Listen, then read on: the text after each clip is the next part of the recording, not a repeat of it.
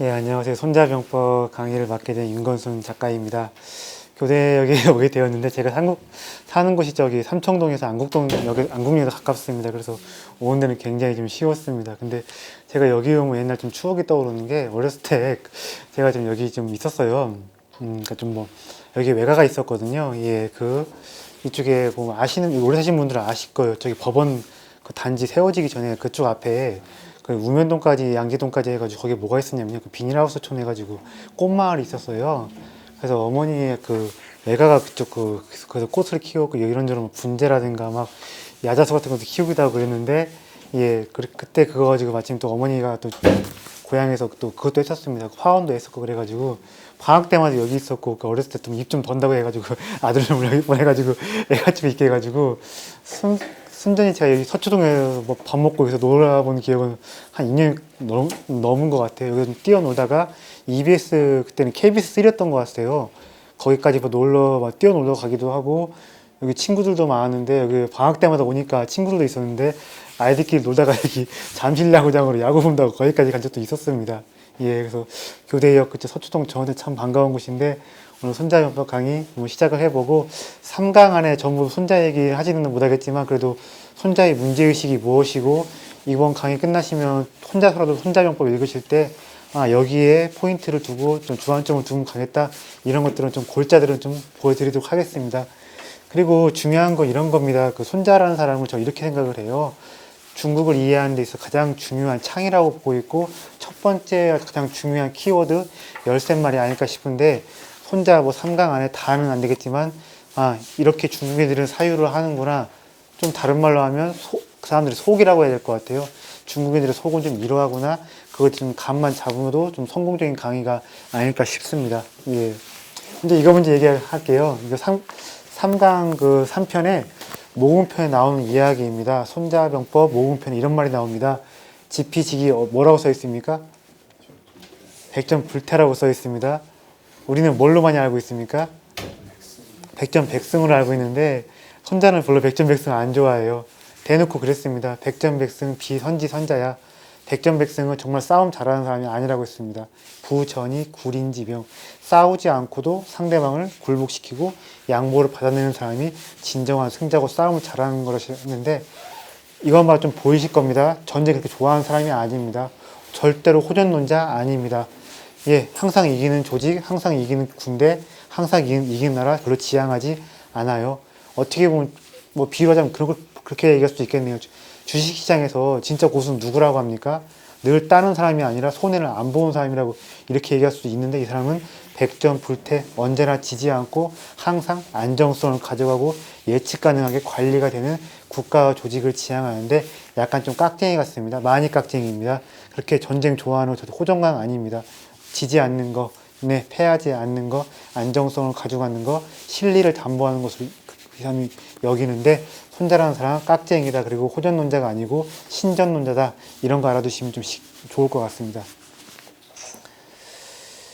일단 뭐 제 소개를 하자면 이렇습니다. 뭐 사문난적이라고 할 수 있는데, 뭐 여러 가지 두루두루 합니다. 법가, 병가, 묵가, 양묘학 두루두루 하는데, 아직도 근데 한국은 좀 이런 게 있어요. 동양 철학을 할 때 유교, 예, 공자, 맹자, 성리학, 주의, 그거 아니면 저기 장자, 노자, 여기까지가 전부입니다. 이것만 가지고 그 공부를 해야 그 논문 통과가 빨라지고, 예, 이거 아니면 논문 통과 정말 어렵고요. 또 한다고 하더라도 강의 기회 얻기가 어려운데, 그러다 보니까 이런 것입니다. 법가, 병가, 묵가, 양묘학 하다 보면요, 어떤 학문적인 시민권, 영주권 얻기가 정말 어려운데, 저 같은 경우는 그렇습니다. 학문적인 불법 체류자예요.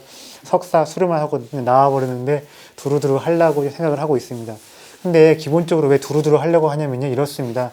예, 우리 같은 경우는, 한국인들 같은 경우는 공자만 가지고, 맹자만 가지고 애지간히는 설명이 가능해요. 어쨌든 우리는 대의명분을 중시 여기고, 실리보다는 겉에 드러나는 뭐 어떻게 보면 거칠에 뽀대라고 할 수가 있고, 좀 커다란 어떤 대의, 어떤 커다란 정, 이런 거 추구하는데, 중국하고 일본도 과연 그럴까? 그렇지가 않습니다. 걔들은 명분이 아니라 실리고, 뭐랄까요, 또 그 살신성인이라보다는요, 이렇습니다. 어떤 명철 보신의 지혜를 추구합니다. 특히 중국이 그래요. 나, 내 새끼, 우리 가족, 우리 기업, 우리 국가의 어떤, 예, 재산, 가진 기득권들 어떻게 하면 영원히 가져가 볼까, 그런 것들 생각하지 한국 사람처럼 뭐 대의를 위해서 명분을 다 던진다 이런 것들 없고, 또 중국인들 보면 또 이런 게 있습니다. 어떤 게 있냐면 이런 게 있어요. 어떻게 설명드리면 좀 편할까 모르겠는데, 제 시대를 좀 직설적으로 얘기를 해볼게요. 굉장히 중국인들은요, 석용이나 식욕, 욕망에 대해서 굉장히 뭐랄까요? 예, 우리보다 훨씬 솔직하고 자유로운 사람들입니다. 제가 지금 하고 있는 작업이 뭐가 있냐면, 중국 상인의 역사와 상업의 역사와 상인의 철학, 문화들을 제가 지금 정리하고 있습니다. 관상이라고 있어요. 예, 벼슬한 사람이 상인 일도 합니다. 군상이라고 있습니다. 겉으로는 장수지만, 예, 군대의 경영 일에 나서면서 아예 상업을 떼돈을 법니다. 화웨이라는 기업 아시죠? 거기가 순수한 민간 기업일 것 같습니까? 아닐 것 같습니까? 절대 그렇지가 않아요. 걔들은 군상, 관상의 전통이 있기 때문에 얼마든지 공산당, 인민해방군에 유착된 아니면 연결된 뭔가 있는 것인데, 또 유상이라고 있습니다. 내가 비록 유학을 배웠지만 선비의 자식이지만 아들이지만 육아의 윤리로 장사를 해서 돈을 벌면 내가 또 그걸로 선비들을 키우겠다 해서 유상이라는 것도 있는데, 우리보다 훨씬 더 상업이 융성했고 산업공상에 분리된 질서가 없었습니다. 누구나 다 황금봉을 꿈꾸는 사람이 중국인들인데, 우리보다 훨씬 더 욕망에 자유로운 사람들, 우리보다 훨씬 더 돈, 황금봉, 쉽게 말하면 이것입니다. 돈 얘기할 때 절대로 우리처럼 쭈삣쭈삣 하지 않습니다. 바로 돈 얘기를 합니다. 자, 근데 이런 중국인들 가지고, 예, 공자나 맹자의 이야기, 성리학의 이야기, 주자학의 이야기 가지고 중국인들이 설명이 가능할까? 예, 그렇지가 않습니다. 하지만 양명화, 인간의 마음, 살아있는 마음을 긍정합니다. 사민 구분이 아니라 사민 평등을 얘기를 해요. 네, 돈을 잘 벌어도 상인의 일을 해도 공인의 일을 해도 속이지 않고 신뢰만 지키면서 일을 하면 이문을 남겨도 거기서 성인의 마음이 보존된다고 이야기를 하는데, 중국하고 일본은 법가, 병가, 사무라이다 보니까 아무래도 병가의 철학을 좋아합니다. 손정희 아시죠? 일본은 손정희 회장 그분뿐만이 아니라 경영자들끼리 서로 손자병법, 스터디 모임이 많이 있는데, 지나치게 육아만 공부하면 편식된 공부만 하다 보면 동아시아 세계를 여러분들한테 있는 그대로 보여줄 수가 없어요. 근데 제가 참 싫어하는 게 그것이 있습니다. 대학원 생활할 때 보면 이런 좀 툴툴거리는 일이 많이 있어요. 연구하는 동료 동학들을 보면 우리가 정말 중요한 공부하는데, 인문학 공부하는데, 기초학문 공부하는데 사회가 몰라주고 가난하게 살아야 한다는 그런 이야기들을 많이 하세요. 근데 저는 그런 거 참 싫어합니다. 어떻게 내가 지금 하고 있는 학문이 사회적 수요와 필요에 연결될 수 있는지 고민을 하고, 거기서 누가 물어보면 자신 있게 답할 준비가 되어야 한다고 보는데, 그런 것이 없이 그냥 동어 반복식으로 기초 학문인데, 순수 학문인데, 인문학인데 몰라준다, 돈이 안 된다, 우리가 가난하게 살아야 한다, 암만 푸념해봤자 소용이 없다고 생각을 해요. 그런데 인문학, 특히 동양 철학, 무슨 중국 동양 문학이든 동양사든 공부를 하면 이렇게 생각을 합니다. 사회 구성원들한테, 공동체 구성원들한테 중국에 대해서 그 사람들이 이렇게 사고를 합니다. 이런 기준으로도 판단하고 이로운 거, 해로운 거 구분을 합니다. 중국이라는 세계에 대해서, 동아시아 세계에 대해서 이해시켜주는 지평을 넓혀줘야 한다고 보고 있는데, 저는 좀 두루두루 하려다 보니까 이렇게 좀 법과 병가 하게 되었고, 그러다 보니까 좀 현실적으로는 좀 고난의 길을 좀 자의반 타의반 좀 가게 되었습니다. 그래서 좀 이런 게 있습니다. 현대 사회과학 용어로 많이 좀 옮겨서 설명을 해주려고 하는데, 특히 한비자 같은 경우에 할 때는 권력의 대기실, 만약 주인, 대리인, 이론, 아니면 저기 누구죠? 누가 말했더라? 어떤 우파 경제 쪽에 그분이 있는데, 샤워실의 바보라고 해서 프리드만이 한 거 있습니다.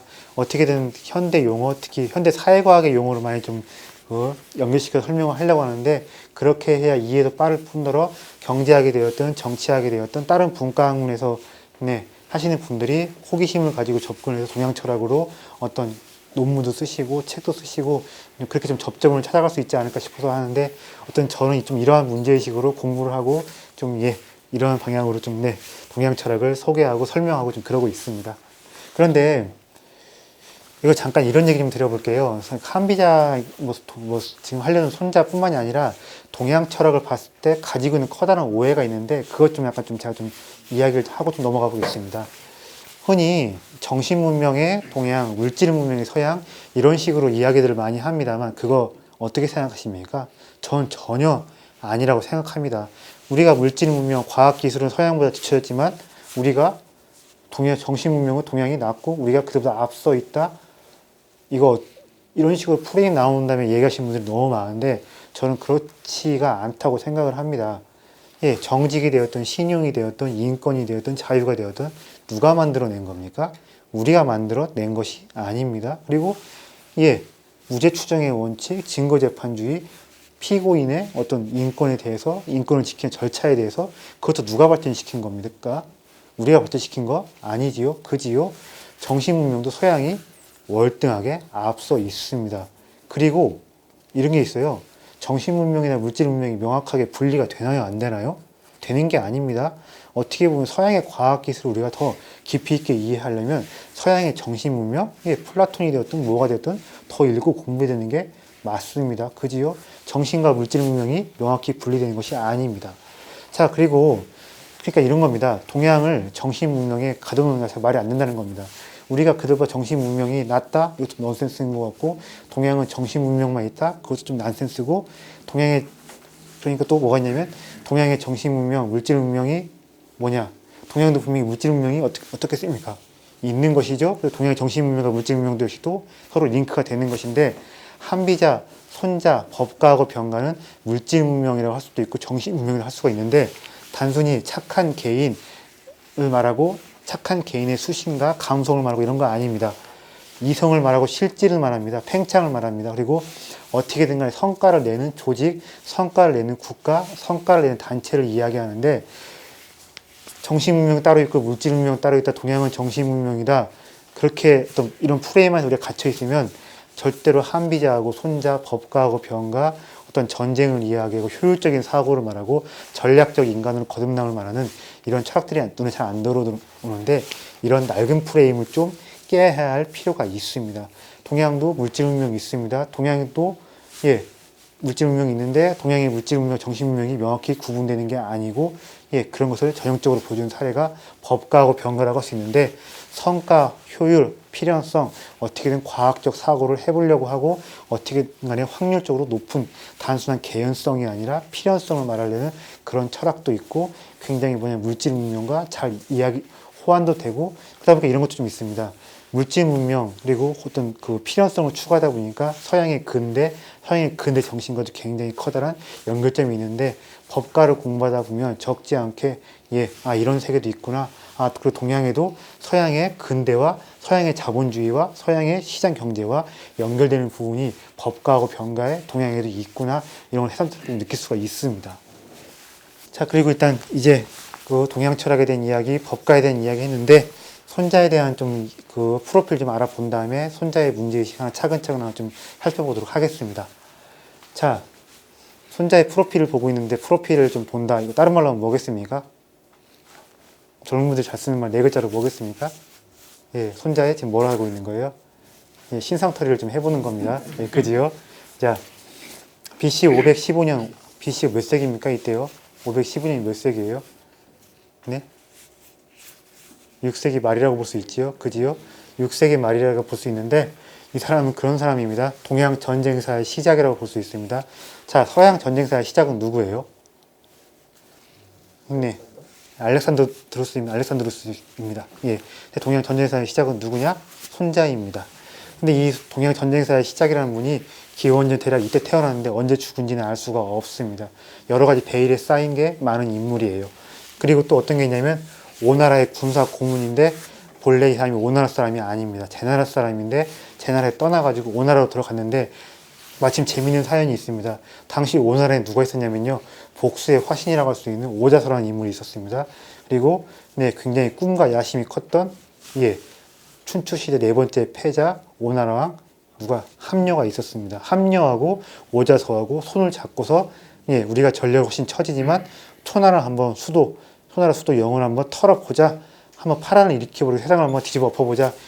의기투합을 해서 춘추시대 최대의 파란을 일으켰고 거기서 전쟁의 규칙들을 바꿔버리면서 이제 춘추시대는 안녕해버리고 전국시대로 이렇게 새로운 패러다임 어떻게 보면 전국시대를 재밌는 게 이거 있습니다. 이 사람 책을 보다 보면요 이제 슬슬 춘추시대는 끝이 나고 전국시대가 다가올 것이다. 시대가 변하는 흐름을 얘기를 하고 있어요. 그래서 전국시대는 이렇게 변할 것이고 그때는 이렇게 싸워야 할 것이다 하면서 어떤 변화와 예, 어제의 나를 죽인 자, 어제의 나를 버리고 자기 파괴의 헌신까지 있어야 한다고 이야기를 하는데 또 공교롭게도 스스로 전쟁의 규칙을 바꾸고 전쟁의 패러다임을 스스로 파괴를 하면서 예, 자기가 말한 세상을 더 앞당기는 역할도 했었는데 그래서 저는 이 사람이 이랬습니다. 전쟁의 신, 어떤 뭐 전략적 이런 것만 떠나가지고 어떻게 보면 커다란 변화의 흐름, 그걸 한복판에서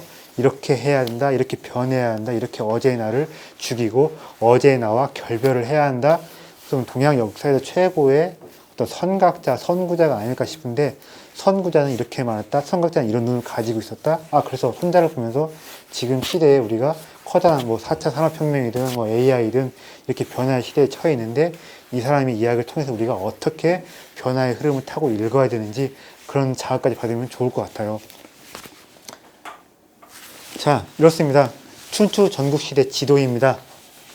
제 나라에 태어났다가 이 사람이 오나라에 가서 초나라를 깨버리는 그런 파란을 일으켰던 것입니다. 자, 지도가 보면 어때요? 지도가 보면 어떻습니까? 어디랑 비슷해요? 네? 유럽이랑 똑같은 거예요. 예.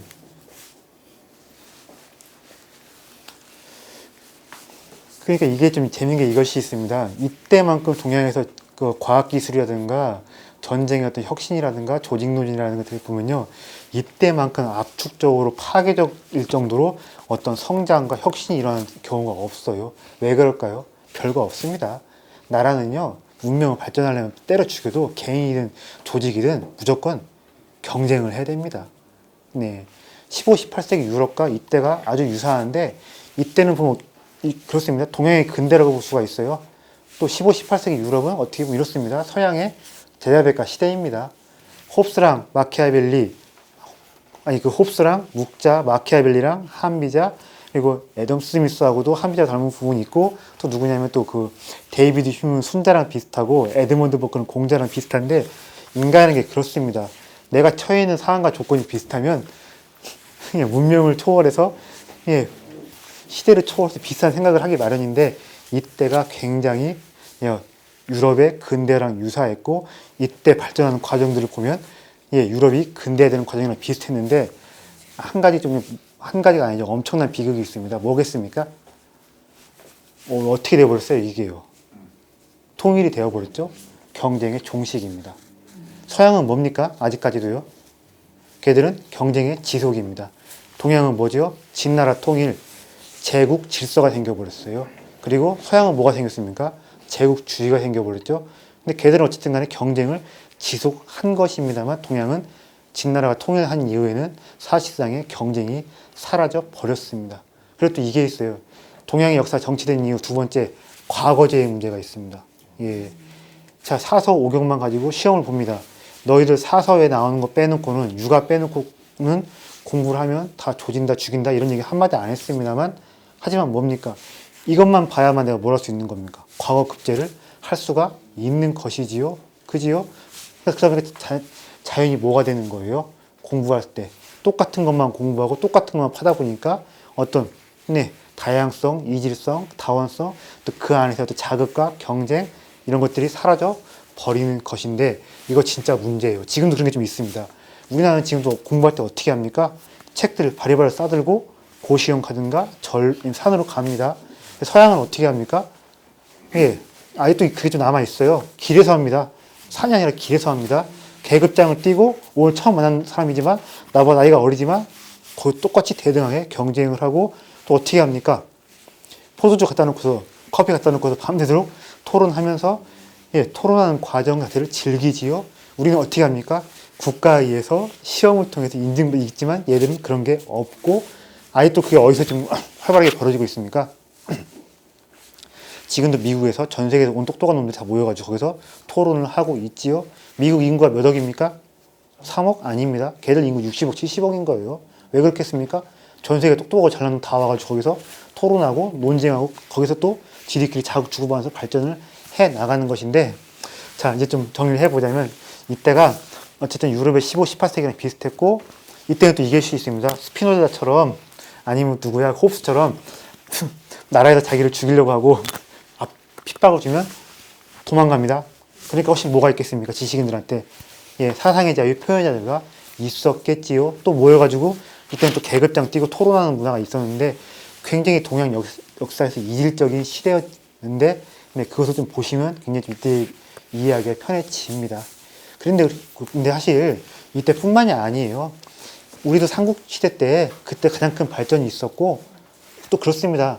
우리 남한 대한민국의 경제발전 세 가지 축이 뭡니까? 자, 일본이 무한 전수해준 기술이 있습니다. 그지요? 미국이 열어준 시장이 있습니다. 세 번째는 뭐가 있습니까? 북한이라는 체제 경쟁에 압력이 있어가지고 제대로 뒤지면 큰일 난다는 이런 압박을 받았는데 이런 경쟁 압력이 굉장히 사상이든 기술이든 국방이든 조직의 혁신이든 커다란 플러스 요소가 됩니다.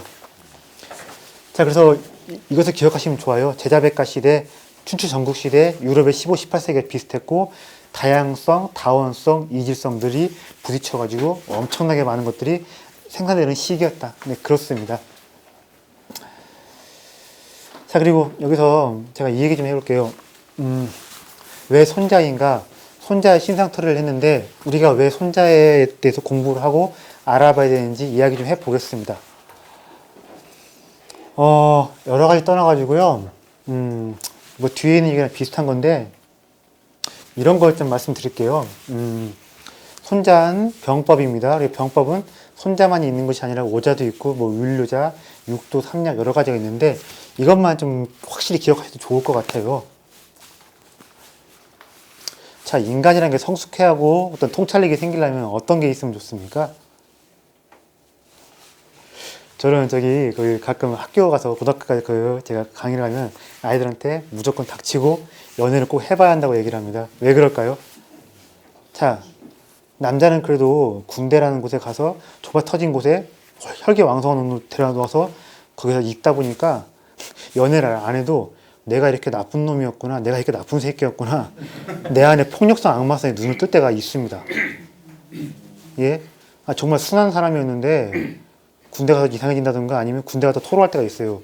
내가 이렇게 나쁜 놈이었고 사람한테 사람 때리는 것을 즐기는 그럴 줄은 몰랐다 이렇게 얘기를 하는데 연애할 때도 그런 좀 비슷한 게 있지요. 내 안에 바닥, 내 안에 정말로 어떤 악마성 직시할 때가 있지요. 내 안에 악마성을 직시할수록 사람은 뭐가 됩니까? 예, 성숙할 수가 있고 나나 남이나 인간은 다 거기서 거기구나. 남의 삶에 대해서 함부로 이해하고 평가할 게 아니구나. 성장을 할 수가 있는데 저는 기본적으로 사람이 성장을 하고 특히 통찰력이 생기려면 이게 정말 중요하다고 생각을 해요.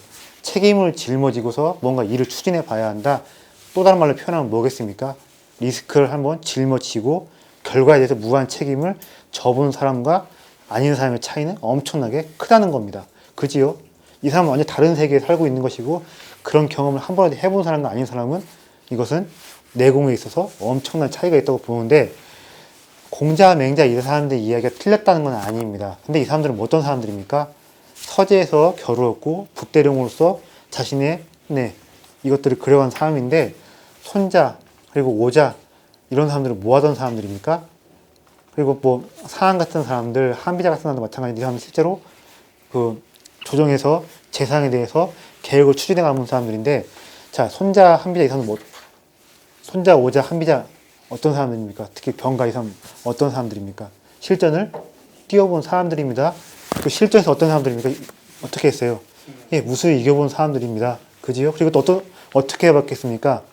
혼자서 나가 싸우는 것이 아니라 조직을 다뤄보고 수많은 사람들을 관찰해본 사람들이겠지요. 그러니까 이런 겁니다. 조직을 다뤄본 사람들, 조직을 데리고 나가서 실전을 뛰어봤고 이겨본 사람들, 결과에 대해서 자, 장수는 전쟁에 지면 어떻게 됩니까? 나만 죽는 것도 아닙니다. 어떻게 됩니까? 결과 안 좋으면 어떻게 돼요? 나만 죽는 것이 아니라 가족들까지 다 사돈의 팔척파에 다 죽을 수도 있습니다. 그지요? 이런 존재론적 커다란 위기의식, 강렬한 존재론적 위기의식, 그리고 결과에 대한 무한 책임, 조직을 다뤄본 사람들, 이 사람들의 이야기를 보면 공자, 맹자, 다른 학자들의 이야기에서 절대로 찾아볼 수 없는 이 사람들만 실전, 어떤 통찰력이라는 것이 있다는데 그러니까 우리가 손자, 그리고 오자 이런 병가 이야기들을 공부해보는 게 좋지 않을까 생각을 하는 것입니다. 근데 좀 어떻게 생각하세요? 책임을 져보고 일을 추진해본 사람과 아닌 사람의 차이는 전 정말 크다. 실전을 뛰어본 사람과 아닌 사람은 이거 정말 이거 비교조차 할 수가 없다라고 얘기했는데 어떻게 생각하십니까? 어떻게 생각하세요? 동의합니다. 동의하십니까? 근데 제가 한 가지 더 질문을 던져보고 싶어서 이런 거예요. 리스크를 짊어진다는 건 단순히 나가서 싸운다는 것만이 아니라 어떤 불확실성과 싸워야 한다는 이야기입니다.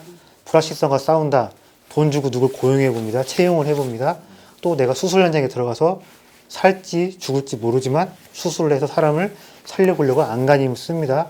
예, 그지요? 그리고 내가 경찰 일을 하는데 누굴 지금 검거하러 가는데 얼마나 미친놈일지 내가 또 예측할 수가 없는 겁니다. 그지요? 저는 근데 이런 겁니다. 우리 사회가 더 발전시켜 나가려면 프리라이더한테 너무 많은 것 주지 말고 하드 캐리어한테 훨씬 더 많은 보상과 존중을 줘야 한다고 보는 것이고, 하드 캐리어가 누가 있느냐? 어떤 리스크를 짊어진 채 싸우고 전선에서 부대끼는 분들한테 어떤 존중과 자원, 지원을 줘야 한다. 아울러 우리 지도자, 정치를 하는 사람들도 그런 쪽에서 뭔가 경험을 쌓고 거기서 뭔가 부대낀 사람들을 지도자로 만들고 그 사람들이 지도를, 우리를 정치를 하는 게 맞지 않은가 이런 생각을 좀 하는데, 과연 그럼 또 이럴 때 질문이 또 파생이 됩니다. 질문을 놨는데 지금 정권을 잡은 사람들은 과연 리스크와 위험과 부대껴 본 사람들인가, 누구 하나 채용을 해봐서 월급 줘본 사람들인가 이런 생각도 좀 하게 됩니다만 어쨌든 실전에서 부대껴 온 사람들은 그 사람들만의 뭔가 통찰이 있고 그 사람들만의 인사이트가 있는데 배울 수가 있다는 것입니다. 자, 그리고 이런 것들이 있습니다. 또 혁신의 힘, 진정한 통찰력, 전략적 사고, 중국과 일본 이런 것인데, 전략적 사고가 무엇일까요? 전략적 사고가 무엇일까요?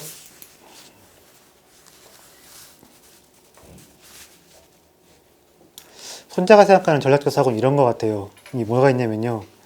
자, 똑같은 일을 하는데 비용을 많이 씁니다. 또 똑같은 일을 내는데 똑같은 성과를 내는데 비용을 적게 쓰는 경우가 있습니다. 어떤 게 전략적인 행동이고 전략적인 그 방향성일까요? 적게 쓰는 것이죠. 그지요? 그리고 또 뭐가 있냐면 단순히 오늘 이기고 마는 것이 아니라 오늘의 승리가 내일로 어떻게 하면 연결될 수 있을까 없을까? 그런 연속성을 고민해 보는 일, 그것도 뭐겠습니까? 전략적 사고라고 할 수 있지요. 근데 또 전략적으로 하려면 어떻게 해야 됩니까? 내가 정말로 사실에 기초해서 사고를 해야 되는데 어떻게 하면 주술적 사고를 벌일 것인가? 그리고 똑같은 정보지만 거기서도 내가 어떻게 하면 더 알짜인, 더 신뢰할 만한 정보를 가려놓고서 내가 거기서 작전을 짤 것인가? 이런 고민도 할 수 있어야겠지요. 그래서 손자용법을 보다 보면 끊임없이 이것이 전략적 사고다. 또 전략적 사고를 하려면 이러저러한 것에서 네가 벗어나고 버릴 수 있어야 한다 이야기를 하는데, 아까 말씀드린 통찰의 힘, 그리고 또 중국과 일본을 이해할 수 있는 시야도 있지만, 제가 봤을 때는 어떤 전략적 사고, 전략적 사고라는 게 이런 것이구나.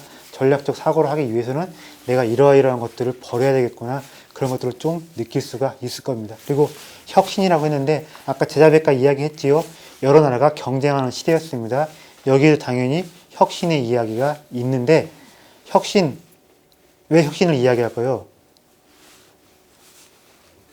경쟁하려면 혁신을 해야 됩니다. 그리고 특히 전쟁에서 살아남으려면 혁신을 해야 되는데, 전쟁이라는 게 꼭 무시무시하고 나쁜 것만이 아니에요. 전쟁을 통해서 엄청나게 많은 것들이 발명이 되고 개발이 됩니다. 인터넷은 어디서 나왔습니까? 핵전쟁 하면 땅이서 안 되니까 땅 지하 벙커에 서로 연결을 주고 받아야 되지요. 그지요? 핸드폰에 이거 위치 추적할 수 있는 거 어디서 나왔습니까? GPS 어디서 나온 겁니까?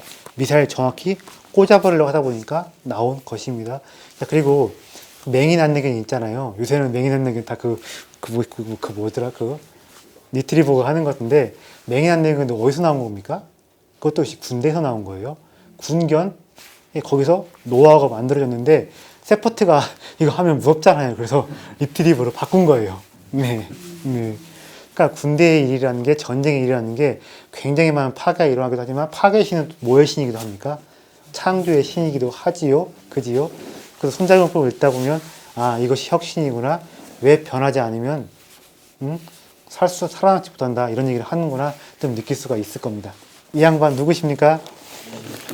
키신저 그지요? 이분 연세가 몇이에요? 이 양반?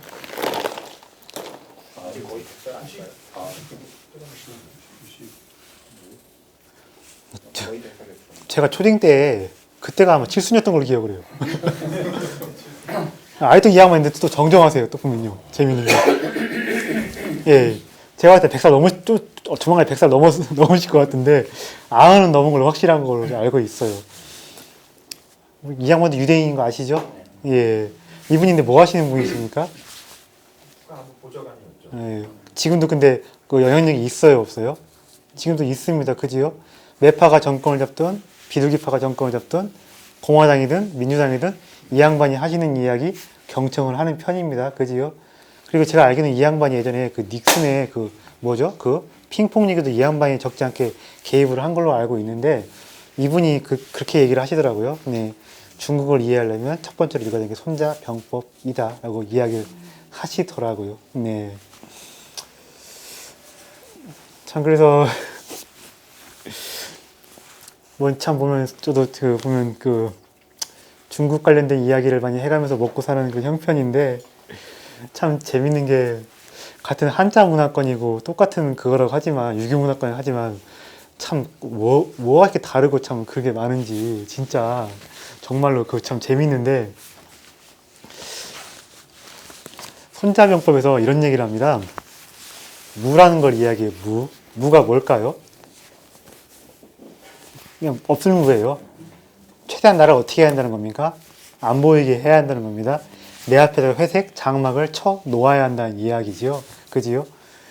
근데 한국인들은 또 어떤 게 있냐면 이게 잘 안 돼요. 학벌, 재산, 학력, 아들, 딸이 좋은 데 다니면 그것도 무조건 자랑하려고 합니다. 예. 그 내패, 어떤 뭐 감정 잘 못 숨기는데 중국인들은 뭐가 있냐면요. 다 숨겨요. 예. 잘 싸운 사람일수록 오히려 옷을 어떻게 입고 다니면 허름하게 입고 갑니다. 우리는 백화점 갈 때 옷 허름하게 입고 무시하지만 걔들은 옷 허름하게 입고 하면 또 그 점원이 또 귀신같이 알아보고 또 막 어서옵시 하고 또 모십니다. 근데 중국 가서 그 활동해본 사람들 중에 제일 기가 막힌 게 이거였던 것 같아요. 우리는 돈을 이렇게 지갑을 어떻게 합니까? 꺼내서 여기서 해서 주잖아요. 걔들은 중국 옷 아시죠? 단축 있는 것도 아시죠? 얘들은 여기 안에서 세가지고 꺼내서 줍니다. 근데 손자병법부터 그런 얘기를 하는 거예요. 숨겨야 한다. 지어 무형, 지어 무성 이야기를 합니다. 숨겨야 한다. 무조건 내 앞에다가 회색 장막을 쳐야만 내가 실리를 도모하고 상대방보다 우월한 위치에 설 수 있다고 이야기를 하는데 자, 중국인들의 어떤 뭐랄까요? 그 마음 안에 새겨진 문화 심적인 틀 손자 네 이제 본격적으로 이야기 시작해 보겠습니다.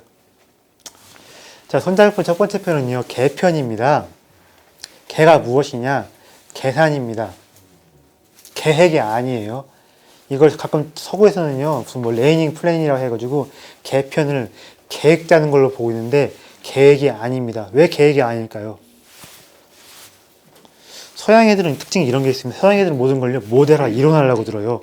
서양 애들은 걔들 안 그러면 미친 애들입니다. 모든 걸 다 모델화, 공식화, 이론화 하려고 듭니다. 사전에요. 걔들이 만드는 공사주의든 자본주의나 마찬가지인 겁니다. 그나마 자본주의는 그거 덜한 건데 걔들은 이론들, 어떤 포맷들, 무슨 뭐 청사진들 보면 다 하나같이 철저하게 과학, 수학으로 환원될 수 있는 이론, 모델을 만들려고 하는데 자, 전쟁이라는 게 그렇습니다. 시작을 해놓고 보면요. 이게 어떻게 될지 아무도 장담 못합니다. 전력이 약한 쪽이 강한 쪽을 꺾기도 하고 언더독이 반란을 일으키는 경우도 많이 있습니다. 그지요? 또 강자가 이긴다고 해도 예상보다 훨씬 많은 재와 병력을 소모하고 이긴 경우도 많은데 전쟁이라는 것은 무엇이냐? 계산의 어떤 계획의 영역이 아니라는 거예요. 그러니까 서구는 19세기, 18세기에 누구죠? 클라우제비체가 처음으로 전쟁론이라는 병설을 냈는데 다 이유가 있습니다. 동양은 어떻습니까? 별로 계획 짜는 거, 모델화, 이론화 별로 안 좋아합니다. 우리는 뭘 중요시합니까? 그때요. 유두리를 중시하죠. 저질러 놓고 본 다음에 상황을 봐가면서 그때 네, 조치를 취해가면서 나한테 유리하게 상황들을 만들어 가보자. 이것이 통하는 그거지요. 자, 그렇습니다. 자, 계표는 이것입니다. 계획이 아니고 계산을 해보자는 건데, 제 손자가 어떤 사람이라고 했죠? 이 사람이 어떤 캐릭터라고 했습니까? 호전광, 어떤, 그런 사람 아니라고 했습니다. 전쟁을 즐기는 사람 아니라고 했습니다. 어떤 사람이라고 했습니까? 깍쟁이라고 했습니다. 그지요? 그러니까 뭐겠습니까? 전쟁을 시작하기 전에 양 팀의 전력을 가지고 견적을 내보자는 것인데, 이것만 기억하시면 돼요. 계표는 무엇이냐? 손자용법, 시장 뭐 여러 개 있는데, 네, 세밀한 검토와 분석, 적과 나를 어떻게 해보자? 비교와 분석을 통해서, 네, 누가 더 강한지, 상대방이 또 어디가 약한지, 내가 또 어디가 강하고 약한지 뭔가 좀 점검을 해놓고 시작을 하자는 것입니다. 자, 고속도로를 시원하게 내려면 어떻게 해야 됩니까? 고속도로 시원하게 내려면 그만큼 사전에 지형들을 어떻게 해야 되지요? 면밀하게 조사 검토를 해봐야 되지요. 그리고 작전은 단순 명료할수록 좋다고 하는데, 작전이 단순 명료하려면 또 역시 어떻게 해야겠습니까? 처음에 장수가, 지휘관들이 역시 사전적으로 분석과 검토를 해봐야 되는데, 자, 전쟁을 하려면 어떻게 되느냐? 이것입니다. 자, 손자가 살던 시대는 춘추시대 말인데, 춘추시대 때는 전쟁을 어떻게 했냐면, 대략 1만, 3만 동원해가지고 일주일 내에 승부를 봅니다. 그때는 전쟁이라기보다는 거의 분쟁에 가까웠고, 영토 국가라기보다는 시족 국가들끼리, 부족 국가들끼리 하는 분쟁에 가까웠는데, 얘들아, 내 말 좀 들어봐. 이제는 곧 전국 시대가 온다. 영토 국가들끼리 10만, 20만, 30만 동원해서 몇 달간 동안 생사를 건 혈투를 벌여야 되는데, 이제는 무엇이냐? 그냥 하는 게 안 된다. 전쟁하기 전에 어떻게 해야 한다? 반드시 아군과 적군 전력을 비교 가늠해보고 분석을 해보고 총체적으로다가 점검을 해봐야 한다. 바로 그것입니다. 그러니까 어떻게 보면 그거예요. 네, 야, 너희들 이제 어떻게 해야 하냐? 어제의 전쟁, 어제 싸웠던 방식을 다 잊어야 한다. 그리고 뭐겠습니까? 어제를 잊어라? 그럼 뭐겠습니까? 어제의 나와 안녕, 결별을 해야 한다는 것인데, 너희들 얼마나, 난 단순히 지금 전쟁 이야기만 하는 것이 아니다. 너희들 지금 얼마나 자기 파괴를 하면서 새롭게 거듭날 의지가 있느냐 이야기하는 것인데, 손자병법의 시작 개편은 이렇습니다. 단순 시작이 아니라 오나라의 젊은 지휘관 장수를 불러놓고서 교육을 하는 것입니다. 브리핑식으로 교육을 하는 것입니다. 야, 니들, 나는 지금 단순히 전쟁 이야기만 하려는 것이 아니다. 이제 새로운 시대가 오고 있고 새로운 전쟁의 방식에 세상이 오고 있는데, 그러면 어떻게 해야 되냐? 어제의 나를 철저하게 죽이고 올 수 있어야 되는데, 매너리즘을 거부하는 거, 자기 파괴 용기가 얼마나 있는지 한번 물어보는 거예요. 그리고 이것입니다. 전략적 사고의 시작. 무엇이겠어요? 자, 개편을 통해서, 개를 통해서 나와 상대방의 뭘 보는 겁니까? 단순히 누가 더 세, 누가 더 강해, 누가 더 쪽수가 많아 보는 것이 아니라, 나의 약점, 상대방의 약점, 나의 강점, 상대방의 약점을 보는 것이죠. 강점과 장점 줄이면 뭡니까? 실이고, 단점과 약점을 줄이면 뭐겠습니까? 허지요, 그지요? 상대방의 실을 피해서 허점을 공격을 해야 됩니다. 이것이 뭡니까? 피실격허입니다. 실을 피하고 허를 공격을 하라. 근데 상대방의 약한 부분을 때리려고 할 때, 이왕이면 나의 뭘로 때리면 좋겠습니까? 나의 강점으로 때리면 좋겠지요? 이것이 바로 뭐겠습니까? 이실격허인데, 계산을 통해서 견적을 내봐서 상대방의 약점이 드러났고 나의 강점이 드러났는데, 최대한 나의 강점을 상대방의 약점을 때리려고 해야 한다. 여기서 전쟁과 관련된 사고의 얼개가 만들어지는 것이고, 자꾸 이런 식으로 하다 보면 전략적 사고가 생기게 되고 사고의 방향성이 뚜렷해지겠지요. 그래서 개편은 이런 것입니다. 냉철한 준비와 분석을 할 수 있어야 한다. 또 전략적 사고를 할 수 있어야 한다. 그런 메시지이기도 하고, 얼마나 네가 어제의 나를 죽이고 올 수 있느냐. 포기를 통한 재창조, 혁신은 거저 이루어지는 것이 아니다. 경쟁은 거저 이길 수 있는 것이 아니다. 어제의 나를 얼마나 죽일 수 있느냐, 거기에 있는 것인데, 너희들 각오 단단히 해야 한다 이야기를 하는 것이고, 또 뭐겠습니까? 물어보는 거예요. 얼마나 어제 나를 버릴 각오가 되어 있는지 물어보는 것인데, 이런 분위기를 체감하신 다음에 개편을 읽어보시면 아, 손자가 이런 식으로 이런 메시지를 주기 위해서 이렇게 이야기를 풀어가는구나, 이런 현장의 분위기가 좀 느끼실 수 있을 겁니다. 자, 이래요. 제자백과 철학은 경쟁의 시대에 만들어진 거라고 했고 전쟁의 시대라고 이야기했고 서구와 좀 비슷한 것이 있다고 했는데, 지금 여기서 손자가 하는 말들은요, 서재에서 붓대로 써간 이야기가 아닙니다. 현장에서 하는 이야기들을 속기록식으로 기억해 나간 겁니다. 현악이 아닌 거예요. 철저하게 현장에서 이야기인데 이런 현장 분위기를 체감하면 할수록 좋습니다. 네. 그래서 철학을 현악으로 만드는 것은 연구자들이나 먹물들이 그걸 잘합니다만 현악으로 접근을 하면 안 됩니다. 우리는 철저하게 이 현장의 분위기, 라이브적인 상황을 음미할 수가 있어야 됩니다. 자, 계산과 산정, 비교, 분석, 평가, 견적, 내보기, 또 갈등, 대립과 관련된 모든 사항들 다 체크해 보는 거라고 했는데 손자가 5, 4, 7개를 이야기했습니다. 자, 막연하게 비교하고 막연하게 분석할 수가 없습니다. 항목이 있으면 좋아요. 기준이 있으면 좋습니다만 손자가 5가지 거시적 항목과 7가지 미시적 항목을 이야기를 해 놓았습니다. 근데 개편에서는 경제력과 외교력 이야기를 안 했는데 다른 편에서는 전쟁을 하기 전에 경제력과 외교력도 이야기를 합니다. 이것도 양국이 어떻게 되어 있고 누가 부유하고 누가 국제사회의 친구와 적이 많은지 이야기도 하는데, 자, 개가 뭐라고요? 손자편 시작편이 개편이 어떤 이야기라고요? 바로 누군가 내가 때려 눕히고 싶은 상대가 있다고 바로 전쟁을 시작하는 것이 아니라 명확하게 계산을 해놓고 테이블 위에다가 정보들을 올려놓은 다음에 작전과 전략을 전술을 짜서 조금이라도 승산을 높이는 다음에 그 다음에 움직일 수 있어야 한다.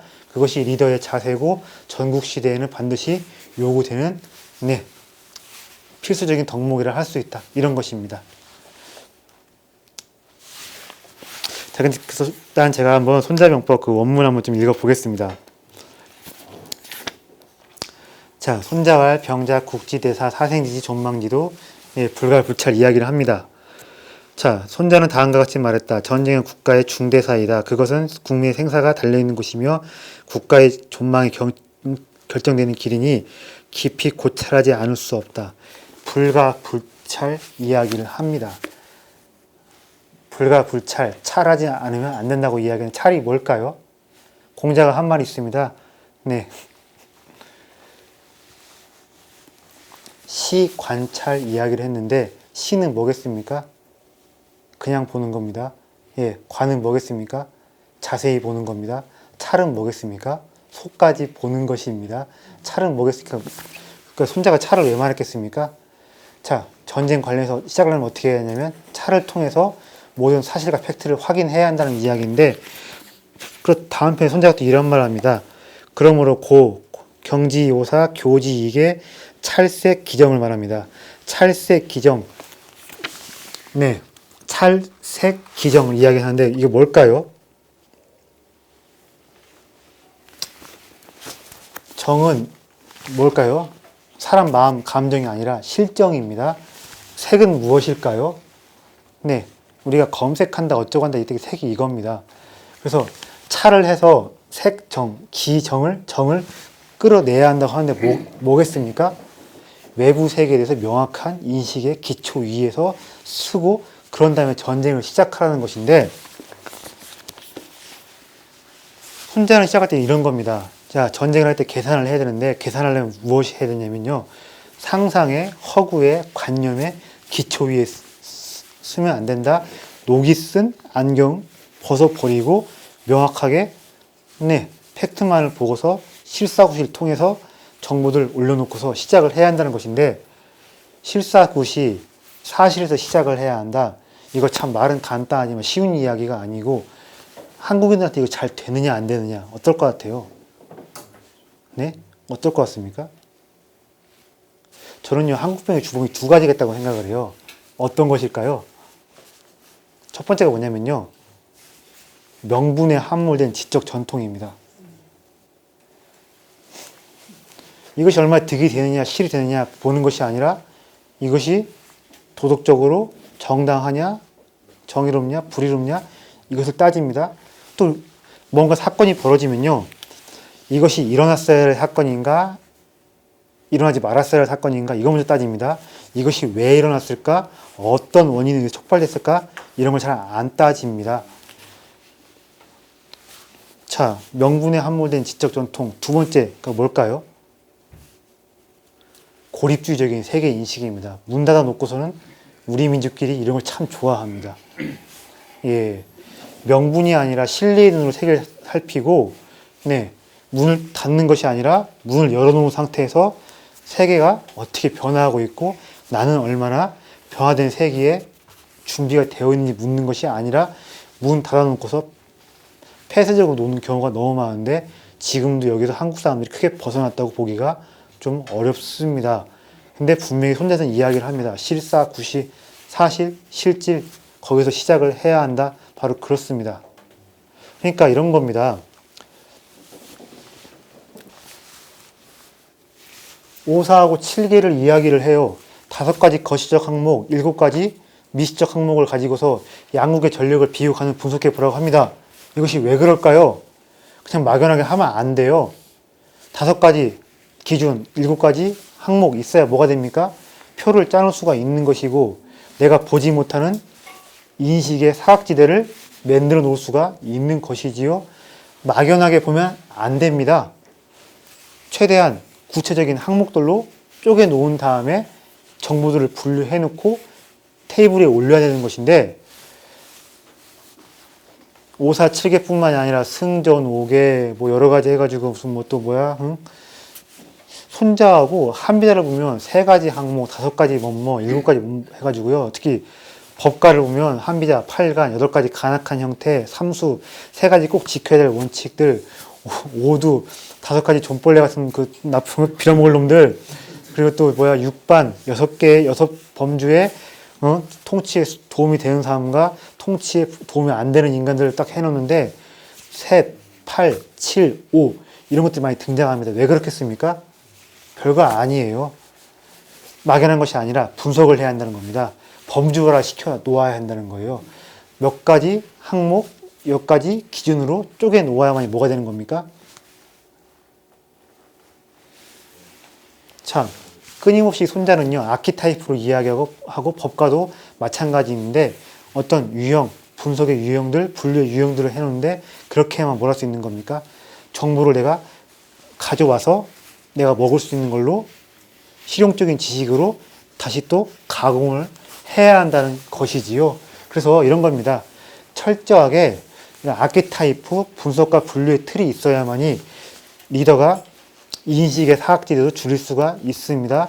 그리고 구체성의 옷을 입힐 수가 있는 것이며 무용지식이 아니라 유용지식으로 내가 활용할 수 있는 그 되는 겁니다. 그래서 이런 겁니다. 실사구시를 이야기하고요. 어떻게 아키타이프라 해서 분석과 분류의 틀을 이야기하는데 관념적 정의가 아니라 우리는 이체적 분석으로 갈 수 있어야 한다는 것을 손자 변법을 읽으면서 느낄 수가 있는 것인데 명분에 함몰된 지적인 전통과 고립주의적인 세계 인식에서 벗어나서 명분이 아니라 실리를 봐야 되고 두 눈 부릅뜬 채 사실과 있는 그대로 마주하고 관념적 정의의 세계가 아니라 단순히 옳고 그름, 선, 악을 보는 것이 아니라 여러 가지 기준으로 분류를 하고 분석할 수 있어야 한다. 관념적 정의에서 이체적인 분석의 세계로 갈 수 있어야 한다. 여기까지 좀 느껴야 되는 것인데 솔직히 말씀드리면 이런 거예요. 우리가 한비자를 읽고 손자를 읽고 법과 병가를 읽으면 새로운 상식을 우리가 받아들여야 되는 것이고 어제 상식을 버려야 한다는 것인데 한국병에서 벗어나자. 그리고 입체적인 분석의 세계로 가보자. 실사구시 인간으로 거듭나보자. 좋은 말입니다. 근데 사실 어렵습니다. 그리고 우리가 그렇게 거듭나면 어떻게 되겠습니까? 한국병이라고 했어요. 내 주변 사람 대부분 아직까지도 명분, 우리 민족끼리 관념적인 정의 이런 인간으로 살고 있습니다. 뭐겠습니까? 이것이 옳은 방향이긴 하지만 이렇게 살려면 뭐가 있어야 되는 거예요? 외로움을 좀 감수할 수도 있어야 하는 것인데 외로움을 감수할 용기도 있어야 합니다. 근데 저는 이렇게 생각을 합니다. 이제 슬슬 386 정권도 무너지고 산업화 세대들은 옛날에 맛이 가버렸고 산업화도 아니요 민주화도 아니요 슬슬 더 젊고 새로운 상식으로 무장한 글로벌적인 감각이 있는 사람들이 등장을 해서 대한민국을 이끌어야 한다고 생각을 하는데 그분들한테 주문하고 싶은 이야기 또 그분들이 또 잘할 수 있는 것도 이런 게 아닌가 싶어요. 글로벌적인 감각도 있고 명분에 지나치게 구속되지도 않고 그래서 그런 생각을 하는데 어쨌든 이제 좀 이렇게 손자를 통해서 우리가 좀 새로운 상식, 새로운 시대로 갈 수 있는 좀 그런 것 좀 구할 수 있으면 좋겠습니다. 저는 그리고 좀 이렇습니다. 정치적인 얘기가 좀 죄송하기도 한데 산업화 세대 뭐 틀딱들 안 된다, 586 뭐 꼰대들 글러먹었다 이야기를 하는데 그래도 저는 세대 교체가 정답일까 이런 것 같지는 않아요. 세대 교체보다는 시대 교체라는 말이 더 적절하지 않을까 싶습니다. 그래서 저는 그래서 정당에서 공천할 때 뭐 양성평등, 세대 교체 이렇게 하지 말고 그냥 나라 사랑하고 능력만 있으면 성별이고 연령이고 안 보겠다 해서 새로운 상식, 건전한 세계관만 가지고 있으면 누구나 다 기회를 주는 게 맞지 않을까 싶은데 이런 식으로 관념적 정의가 아니라 입체적 분석을 할 수 있고 글로벌적인 감각만 있으면 누구한테나 기회를 줘서 단순히 새로운 세대가 보다는 새로운 시대를 여는 게 맞지 않나 싶습니다. 네. 자, 5가지 조건들을 열거를 합니다. 네, 7가지 조건들을 열거를 하고요. 자, 걔가 뭐라고 했죠? 비교하는, 분석하는 거라고 했습니다. 그리고 비교를 위해서 뭐가 있어야 됩니까? 아키타이프, 분석의 틀이 있어야 되는데 첫 번째 천을 이야기합니다. 천이 뭘까요? 다 써져 있지요? 그지요? 예. 별거 아니에요. 네. 기후, 기상 조건입니다. 우리가 조금 볼 때 뭐가 있어야 되냐면요. 이것이 뭡니까? 한국 거예요? 중국 거예요? 중국 겁니다. 메이드 인 차이나지요? 그러니까 우리가 중국의 인문서를 읽을 때도요. 중국이란 지리적 환경을 늘 염두해둬야 돼요. 우리는 나라 전체가 가물고 어디 홍수나면 딴 데서만 물난리나고 참 이게 참 굉장히 어떻게 보면 좀 이게 참 늘 있는 일이지만 중국은 그렇지가 않아요.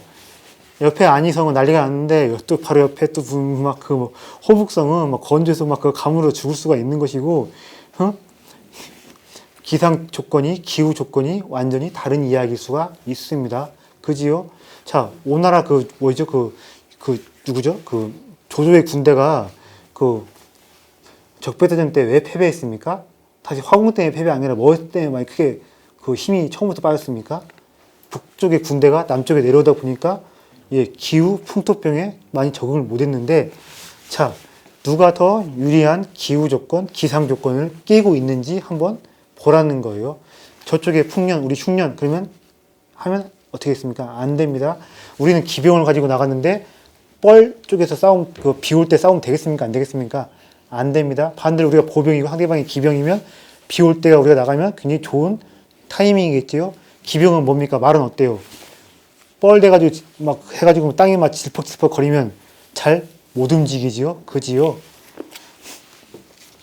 그래서 이런 질문 한번 드려볼게요. 말하고 소하고 누가 더 힘이 셀까요? 소. 네? 예? 저기 말이 쟁이 끄는 거 보셨어요? 못 보셨어요? 다큐에서라도. 못 보셨죠? 망아지하고 당나귀를 불러와도요, 노새를 불러와도 나귀를 불러와도 소는 말이 상대가 안 돼요. 힘에서는요. 말이 훨씬 힘이 셉니다. 근데 애들이 발굽 때문에 논두렁에 들어가 버리면 애들이 움직이지 못해요. 대신 애들이 산에서 밭은 얼마든지 갈 수 있고 밭을 갈면 훨씬 소보다 빠르게 갈 수 있습니다.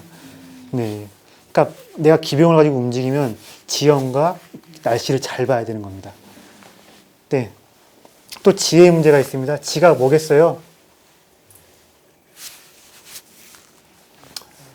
어떻게 보면 또 천과 또 연관되는 이야기일 수가 있는 것인데, 자, 춘추 시대 때는요, 수레 가지고 전쟁을 많이 했습니다. 전차전을 많이 했어요. 수레가 뭘까요? 자, 앞에는 말 3마리가 있고, 가운데에 말 모은 사람이 있고, 옆에는 활 쏘는 사람이 있고, 또 옆에는 창 한 사람이 있습니다. 히타이트 어쩌고 해가지고 아시리아에서 가장 먼저 그쪽에 생겼는데 뭐 수리하니까 뭐 이런 사람도 있어요. 저기 뭐야 그 어르신들이 무슨 뭐 박스 끌 때 뭐 이거 리어카든가 저기 누구죠?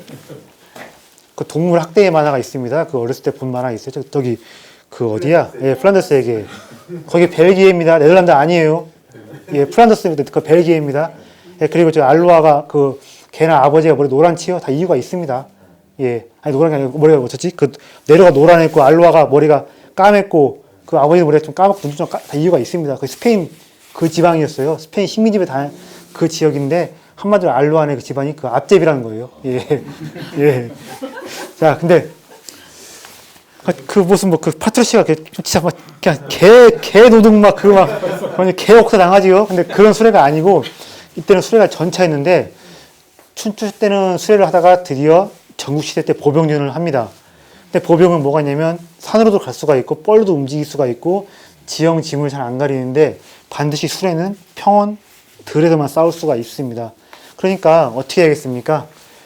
보병전을 하면 더욱더 지리적 조건을 잘 봐야 됩니다. 그리고 원래 전쟁이라는 게 이래요.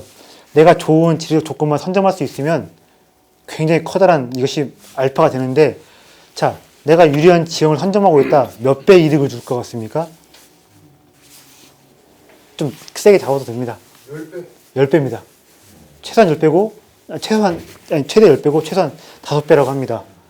자, 그래서 지형이 정말 중요한데 이런 겁니다. 우리가 장을 봐서 여기다가 올려놓습니다. 그러면 바로 내 닭도리탕을 해 먹으려고 그 닭이랑 당근이랑 그 감자를 가져왔는데 바로 우거우거 씹어 먹을 수 없지요. 그럼 미친 짓입니다. 그지요? 어떻게 됩니까? 요리를 해야 되지요. 그지요? 이런 거예요. 우리가 교과서에서 배운 지식들을요, 매뉴얼들을 바로 현장에서 있는 그대로 써먹을 수가 없어요. 무언가를 매개로 해서 적당히 응용을 해야 됩니다. 전쟁에서 그것이 무엇일까요? 지형입니다. 지형과 병사들의 심리인데 내가 배운 지식들, 내가 어제의 경험을 통해 축적된 그런 것들을 오늘의 지형과 병사들의 심리에 맞춰서 적절히 응용을 해야 되는데 그것이 바로 뭐겠습니까? 특히 지형이 중요한데 지형에 맞추어서 나의 지식들을 바꾸어서 적용을 한다. 그것이 바로 진정한 실전 감각이라고 할 수가 있는데 전쟁은 뭐 천신은 뭐 지리만 못하고 뭐 지리는 인화만 못하다고 하는데 다 그거 구라고요. 무조건 전쟁은 지리가 짱입니다. 예. 그래서 백선엽 장군이 있지 않습니까? 그분이 높이 평가받는 게 그런 이유예요. 지형에 맞춰서 전쟁을 정말 잘해요. 딱 가자마자 귀신같이 파악을 한답니다. 여기는 방어에 유리한 지형인지 공격에 유리한 지형인지 그 바로 막 그 촉이 기가 막히다고 하는데 백선엽 장군님을 미국에서도 인정 안 할 수가 없는 이유가 그거라고 하더라고요. 이 사람은 지형에 맞춰서 싸울 줄 아는 사람이기 때문에 진짜 넘버원 훌륭한 지휘관이라 말을 합니다. 자, 누가 더 유리한 지형 조건을 가지고 있고 선점하고 있나 이런 것도 봐야 됩니다. 그리고 세 번째가 뭐냐면요. 세 번째가 아니고 마지막 법이라는 요소가 있는데 이런 겁니다. 5가지 요소 중 첫 번째가 도라는 겁니다. 도는 바로 무엇이냐면 누가 더 도를 가지고 있느냐, 누가 더 이것입니다. 전쟁 관련해서 합의가 잘 되어 있고 누가 더 평소에 선정을 베풀어서 지도자와 국민 간의 백성 간의 끈끈한 신뢰가 있느냐. 첫 번째가 지고 두 번째가 말씀드린 천이고 세 번째가 지고 네 번째가 장입니다. 어느 나라 장수가 더 유능하고 장교장이 더 준비가 되어 있느냐. 근데 다섯 번째가 뭐냐면 법이에요. 자, 도, 천, 지, 장, 다섯 번째가 법이라는 건데 법은 무엇이냐면 이런 겁니다. 누가 더 법을 잘 만들어져 있느냐, 누가 더 법을 잘 소유하고 있느냐, 이렇게 손자가 묻는데 이런 겁니다. 법을 이렇게 세 개로 손자가 논해서 이야기했어요. 곡제, 관도, 주용이라고 했습니다. 곡제, 틀과 시스템, 조직, 편제입니다. 단순히 쪽수만 말하는 게 중요한 것이 아니라 어느 나라 군대가 더 편제, 틀이 더 잘 짜임새가 만들어져 있느냐. 곡제는 이런 것입니다. 어떻게 보면 하드웨어라고 보시면 돼요. 관도하고 주용은 무엇이냐? 시스템의 운영 원리인데 관도는 소프트웨어라고 볼 수 있습니다. 누가 더 군대를 그 틀을 잘 운영하고 부리는 원리가 잘 되어 있느냐? 주용은 뭐겠습니까? 별거 아닙니다. 물자와 이런 애 뭐겠습니까? 먹여야 된다는 거예요. 전쟁터는요. 먹이고 재우고 재충전을 잘 시켜놔야 되는데 살림살이를 잘해야 됩니다. 자, 전쟁에서요 이렇습니다. 우리가 뭐 기억하고 있는 위대한 전쟁 영웅들을 보면요, 전투에 대한 전략 전술 짜는 것보다는요, 이놈들을 어떻게 먹일까, 어떻게 하면 보급에 차질 없게 할까, 어떻게 하면 재울까, 어떻게 입힐까, 그런 쪽에 고민을 훨씬 더 많이 했습니다. 그리고 군대에서 실제 인원 중에서 순수 전투 병력은 얼마일 것 같습니까? 비율이요? 실제로 얼마일 것 같습니까? 딱 30%예요. 나머지 70%는 위생, 보급, 요리, 행정 이거 담당을 해야 되는 것인데, 군대는 뭐겠습니까? 예, 철저하게 여기도 경영이고 조직 그것인데 이런 겁니다. 자, 도, 천, 지, 그리고 장, 마지막에 법. 어느 나라 군대가 더 시스템적으로 잘 짜여져 있고 잘 먹이고 입히고 소프트웨어와 하드웨어 그럴듯한 틀과 운영 원리가 있는지 보라는 것입니다. 자, 이렇게 해서 도, 천, 그리고 지, 장, 법. 도가 뭐라고 했지요? 어느 나라가 더 정치력이 우월한가? 백성과 백성과 지정한 신뢰가 있느냐? 자, 우리가 전력이 강해도 우리는 전쟁에 대한 그 대내적인 합의가 안 되어 있으면 우리가 질 수도 있습니다. 또 반대로 우리가 전력이 약해도 평소에 선정을 베풀었고 전쟁 관련해서 국민적인 합의가 되어 있으면 이길 수도 있습니다. 그리고 천, 지, 역시 우리가 전력이 약해도 유리한 기상 조건, 유리한 지형 조건이 있으면 이길 수가 있는 것이고, 뭐냐? 장수들이 어느 나라가 더 훌륭하느냐? 그리고 어느 나라가 더 그럴듯한 편제와 대응으로 짜임새로 또 살림살이와 경영으로 지원을 해주느냐? 5가지 항목으로다가 양국의 전력을 비교하는 분석해 봐라. 그러면 뭐가 된다는 것입니까? 아, 누가 더 강한지 약한지 우리가 어떤 작전과 어떤 전략을 짜야 될지 뭐가 잡힌다는 거예요. 슬슬 어떤 밑그림이 짜여지고 뭔가가 가시화되고 그러면서 나의 사고가 전쟁 관련된 나의 사고가 지향점과 얼개가 슬슬 뚜렷해지고 또렷해진다는 것이죠. 네, 그렇습니다. 자, 그래서 손자병법 이렇게 해서 계산해라 하는데 조금은 어떤 전반부로 좀 정리가 되었을 것 같은데 여기서 손자가 갑자기 그런 이야기를 합니다. 한번 원문에서 이런 게 좀 있어요.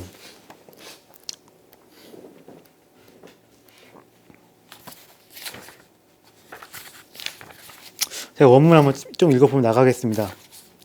29, 잠깐 혼자 저만 가지고 있으니까 읽어볼게요. 자, 통치자는 적과 우리 측에서 누가 어느 편이 더욱 바른 정치를 하는가? 장수는 어느 편이 더 유능한가? 하늘의 변화와 땅의 조건에 대해서는 어느 편이 더 정확히 파악하고 있는가? 법령은 어느 편이 더 공정하게 실행되고 있는가? 병력은 이런 것들을 가지고 따져봐야 한다고 하는데, 그리고 손자가 또 이런 말을 합니다. 병자 궤도야 이런 말을 합니다. 무슨 말이겠습니까? 자, 오사를 이야기한 다음에 자, 누가 더 정치를 잘했냐, 누가 더 기상 기후 조건, 지형 조건, 누가 더 유능한 장교단과 지휘관, 누가 더 그럴듯한 군대의 편제와 시스템 하다가 갑자기 이런 얘기를 합니다. 병자 궤도야 이런 얘기를 합니다. 이게 뭘까요? 전쟁은 속임수라고 이야기를 합니다. 그래서 손자가 이런 말을 합니다. 없는데 있는 것처럼 하고 있으면 없는 것처럼 하고 멀리서 싸울 것이면 가까이서 싸울 것처럼 하고 가까이서 싸울 생각이면 멀리서 싸울 것처럼 하고 내가 강하면 어떻게 됩니까? 약한 척을 하고 내가 약하면 또 어떻게 됩니까? 강한 척을 해야 되는 것이고 성동 역사란 말 아시죠? 이 말 딱 정확하겠네요. 내가 서쪽을 치고 싶으면 서쪽에서 설레발 칠 것이 아니라 오히려 역으로 어디 가서 내가 깐죽거려야 됩니까? 동쪽 가서 깐죽거려야 되지요? 그지요? 이런 것인데 딱 이야기를 합니다. 전쟁은 바로 무엇이냐? 속임수다. 속여야만 이길 수 있다는 것입니다. 근데 여기서 손자가 전쟁은 속임수다 하고 이렇게 위장을 하고 기만을 해서 상대방을 꺾으라 생각을 하는데요. 여기서 우리가 단순히 속임수라는 거, 기만이라는 말 자체에 매몰되면 안 돼요. 당시는 이것이 뭐가 있냐면 이거 책을 어디서 썼습니까? 글자를 어디서 썼어요? 대나무 아니면 목간에다 많이 썼지요. 그러다 보니까 한자 자체가 좀 압축적이고 저절로 글이 운무화되는 경향도 있는데 당신은 워낙에 쓰는 게 힘들다 보니까 하고 싶은 말인데 못하고 넘어간 말들 진짜 많이 있어요. 그래서 저같이 앞에 서 있는 사람들이 하고 싶지만 못했던 말, 그리고 속에다 숨겨놓은 말들을 좀 꺼내서 이야기해줘야 되는데, 자, 전쟁은 속임수다. 이것이 어떤 말일까요? 단순히 무조건 속여야 한다 이런 말이 아니에요. 자, 내가 적보다 전력이 훨씬 강하지만, 내가 적보다, 쪽수가 많지만, 무기가 우월하지만, 그래도 내가 상대방을 속여서 이기면 어떻게 할 수가 있겠습니까? 조금이나마 아군 측 병사가 덜 다치거나 죽을 수가 있는 것이고, 나의 물자와 재물들 더 아낄 수가 있는 것이죠. 자, 그래서 이런 겁니다. 전쟁은 속임수란 말이 무엇이냐면요. 이런 거예요. 단순히 속여라, 기만해라가 아니라 더욱더 효율적인 방법, 더욱더 비용을 줄여줄 수 있는 옵션들을 늘 찾아보려고 애를 쓰고 고민해야 한다는 겁니다. 그래서 늘 고민해라, 늘 머리를 굴려라, 늘 새로운 뭔가가 없는지 생각을 해봐라. 그런 말인데 더욱더 창의적으로 머리를 굴려서 어떤 효율적인 방법과 최소 비용 절감이 될 수 있는 옵션들을 찾아보려고 애를 써봐야 한다는 것입니다. 그래서 병자 궤도야라는 말은 단순히 속임수에 대한 말이 아니다. 무엇이냐? 늘 새로운 거, 더 효율적인 방법, 아까 말씀드린 뭐겠습니까? 전략적 사고, 그것을 이야기하고 싶었던 것입니다. 또 이런 것도 있어요. 춘추 시대 때는요, 전쟁을 어떻게 했냐면요. 야, 몇 날 며칠 우리 어디서 한판 붙자 해서 장소와 시간을 정해놓고 싸웠습니다. 1만에서 3만 가지고 싸웠고 섬멸을 하는 것이 아니라 대략 한쪽이 무너졌다 싶으면 거기서 게임 중지를 해버리고 서로 돌아갔는데, 전쟁을 하는 중간에도 갑자기 적의 국왕이 죽었다, 국왕의 어머니가 죽었다 했으면 거기서 이럴 때는 상례기간 전쟁을 하는 것이 아니오 하면서 서로 물러나기도 했는데, 이런 것입니다. 전쟁의 속임수다 무엇이겠습니까? 이제 춘추시대 때는 그랬지만 그때 귀족적인 허세와 낭만, 스포츠맨십 따위는 이제는 필요하지가 않다는 것이기도 합니다.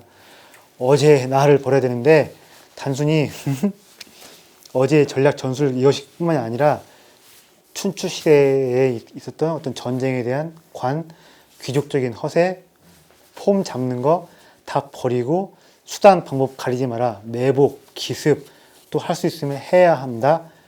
바로 이런 것입니다. 그래서 전쟁에 대한 재정이라고 볼 수도 있는 것입니다. 이제는 뭐냐면 이기는 게 장땡이다. 10만, 20만, 30만 동원해서 영토 국가들끼리 몇 달간, 1년간 국가의 명운을 걸고 싸우는 시대가 왔는데, 그때 가서 뭐 귀족적인 허세, 이것은 군자의 돈에 안 맞네 그런 짓거리들 하려면 전쟁할 생각 하지 말라는 것입니다. 너희의 그것에 백성과 국가의 생존이 걸려있는 이상은 무슨 수를 쏟아라도 이겨야 한다. 바로 그런 것입니다. 자, 전쟁은 속임수다. 유형적 전력 간에 붙는 것이 아니다. 내가 얼마든지 속이면 이길 수가 있는 것이다. 이것도 무엇이냐? 늘 효율적이고 최소 비용, 그런 방법과 수 옵션을 찾아보려고 해야 한다. 바로 이런 이야기고, 전쟁에 대한 재정이기도 한데 또 이렇게 또 이야기할 수도 있겠습니다. 바로 뭘까요?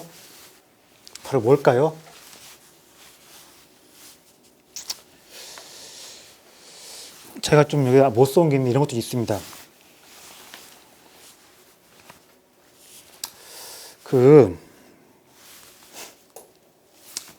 속임수로서 이겨야 한다. 내가 전력이 강해도 새로운 방법과 수를 찾아보고 해야 한다. 상대방의 허를 예측하지 못한 수를 내려고 해봐야 한다고 했는데, 이거는 또 어떤 말이기도 할까요? 자, 전쟁에서 이런 경우가 있습니다. 내가 얘보다 비축해 놓은 물자가 많습니다. 내가 얘보다 쪽수가 훨씬 많습니다. 군량미가 많고 쟁여놓은 무기가 많습니다. 그러면 어떤 생각을 하기 쉽겠습니까? 소모전, 버텨서 이겨보자 이런 식으로 생각을 하기가 쉬워요. 근데 내가 얘보다 전력이 훨씬 우월하다고, 쪽수가 많다고, 물자가 많다고 해서 버티면 이긴다? 무조건 이길 수가 있을까요? 없을까요? 꼭 이긴다는 방법이 보장이 없습니다. 근데 100% 이긴다는 보장이 없다도 문제가 있지만요. 어떤 문제가 생기겠습니까? 굉장히 많은 자원이 전력이 물자가 돈이 낭비가 되는데 가장 큰 문제는 무엇이냐면요. 세워라 내어라 하면서 소모전 시간이 가면 이기겠다 이런 마음을 먹어버리면 조직이든 개인이든 지성이 마비가 되어버립니다. 늘 새로운 수, 상대방의 허를 찔러볼까? 어떻게 하면 예치 못한 방법을 내가 한번 만들어 볼까? 이렇게 고민을 해야 하는데 그냥 내가 시간이 지나면 이기겠지 이렇게 해서 조직이 매너리즘에 빠져버리면 그때부터 조직에서 똑똑한 놈, 멍청한 놈 가릴 것 없이 다들 띨띨한 사람이 되어가 버리고 이번에 이겼다고 하더라도 그런 조직은 다음에 또 다른 도전 과제에 또 다른 미션을 만나면 거기서 제대로 일을 수행하는 내지보다는 무능한 조직으로 전락할 여지가 커져버려요. 그래서 전쟁은 속이 쏟다는 말은 이런 거기도 합니다. 물량전, 소모전에 대한 경고이기도 합니다. 내가 전력이 강해도 최대한 빠르게 이겨야 한다. 속도 있게 창의적인 수를 써서 나도 빨리 전쟁을 끝낼 생각을 해야 한다. 그렇게 해야만이 뭐 한다는 겁니까?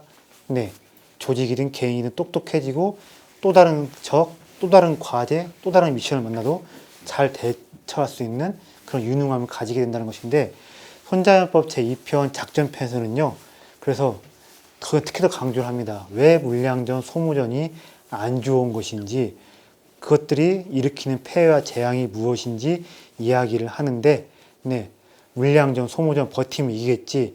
이러한 매너리즘도 제가 봤을 때는요. 전략적 사고, 전략적 조직에 대해서 엄청난 해가 되는 그런 것들이 아닌가 싶은데 아무리 똑똑한 사람도 이런 게 있는 것 같아요. 조직에 갖다 놓으면 그 조직의 평균에 딱 수렴해. 그죠? 그런 문제가 있는 것 같은데 특히 이렇게 무사안일 전략적 소모전에 집착을 하고 시간 때우면 이기겠지. 그런 조직에 들어가 보면 진짜 조직이든 개인이든 다 멍청해지고 무능해지는 그걸 손자가 경계한 것이 아닌가 이런 것 같은데 그러면 잠깐만 쉬었다가 나머지 개편 이야기도 해보겠습니다.